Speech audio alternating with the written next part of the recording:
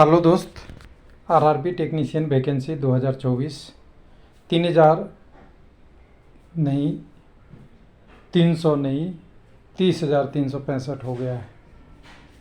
समझ लीजिए ज़्यादा कुछ दूर नहीं है। हालांकि मैं पिछले 3-4 दिन से वीडियो बना रहा था, लेकिन कुछ पेपर कटिंग में अलग अलग चल रहे थे। फेक नोटिस है, ऑफिशियल नोटिस नहीं है, ऐसा होता क्या।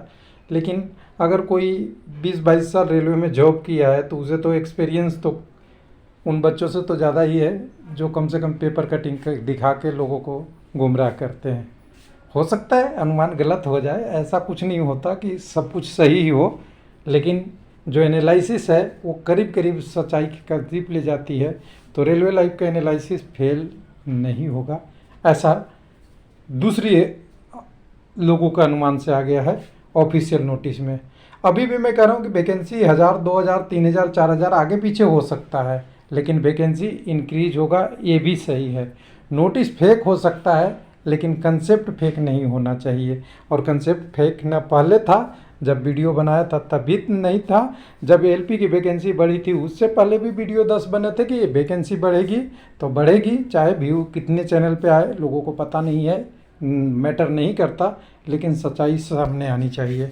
तो चलिए, अभी बहुत सारे लोग टेलीग्राम पे भी शेयर कर रहे हैं, लेकिन एक्चुअली डाटा ये क्या है, ये यूनियन का है। यूनियन का मीटिंग हमेशा होते रहता है रेलवे बोर्ड के लिए। तो यूनियन क्या करता है, स्टाफ की तरफ से जो जो चीज़ें मुख्य बात होती है उसकी डिमांड रेलवे बोर्ड के पास रखता है। उन डिमांडों में हर समय कुछ माना जाता है, कुछ नहीं भी माना जाता है, कुछ एग्री भी होता है, कुछ नॉट एग्री भी होता है। लेकिन यूनियन कभी अपने वेबसाइट पे गलत चीज़ें नहीं लिखता।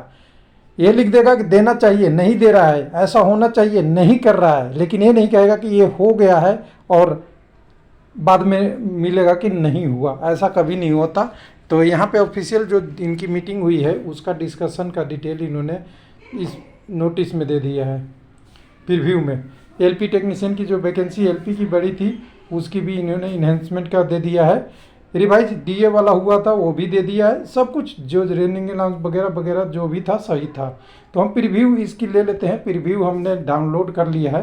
प्रीव्यू में हमें ज़्यादा आपसे तो बात नहीं करना, हम ऑलरेडी हमने सारे पक्ष टेक्नीशियन के कैसे होगा, क्यों होगा, किस कारण से होगा, क्या होगा, क्यों हो रहा है, किस लिए हुआ और क्या होने वाला है उसके बारे में बात कर चुके हैं। तो यहाँ पे डायरेक्ट आते हैं पॉइंट पे।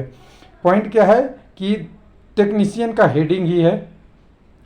हेडिंग में देखिएगा कि जो रेलवे की following issue has be discuss for NFR railway board held on 6/7/2024, 6 तारीख को और 7 तारीख को 2024 में। और जब आपकी एलपी की वैकेंसी बढ़ी थी तो कब की नोटिस थी, उसी समय की 13-14 तारीख की थी, उसी की बात की थी।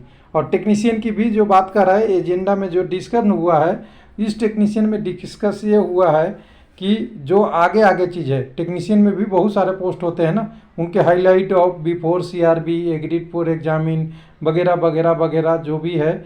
फिर कह रहा है कि टेक्नीशियन में alarming situation of safety category में जितने पोस्ट था एलपी टेक्नीशियन का उसके लिए वाइप अप करने के लिए है। तो बोला बहुत सारा वैकेंसी बढ़ गई है। तो नोटिफिकेशन इशू हो गया है कितने का, 18,799 का।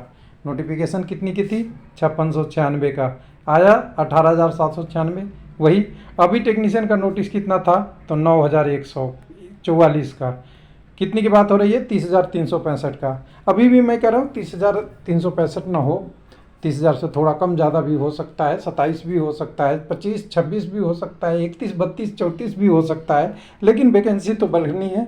और ये प्रूफ करता है कि वैकेंसी आपकी बढ़ रही है। ये यूनियन ने अपने वेबसाइट पे भी डाल दिया। तो बस अब हमें इंतज़ार किसका करना है, रेलवे के ऑफिशियल वेबसाइट पे। और ये रेलवे लाइफ का एनालिसिस है, टेक्नीशियन की वैकेंसी बढ़ रही है, बढ़ रही है, बढ़ रही है। और जिसको जिसको क्या करना है, फेक नोटिस चलाना है, तो डिमोरलाइज करने के लिए, कैंडिडेट को गलत चीज़ करने के लिए। मैंने कल बहुत सारा नोटिस देखा था, कल भी परसों भी, लेकिन हमने नहीं वीडियो बनाया।